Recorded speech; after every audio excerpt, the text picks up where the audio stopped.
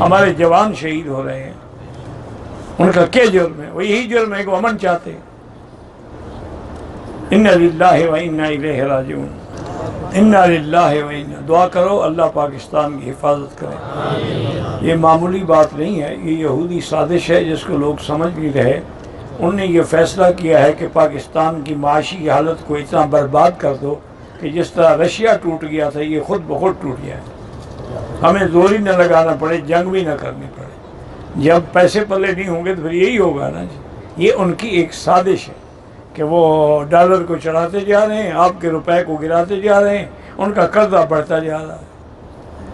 یعنی یہ ریاض صرف ڈالر میں جو فرق ہے، ایسے 780 ارب آپ پر قرضہ پڑ گیا ہے۔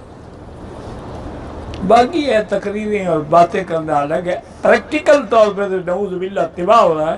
دعا کریں اللہ پاکستان کی حفاظت کرے، اللہ تعالیٰ اس کو ہر شر سے محفوظ کرے۔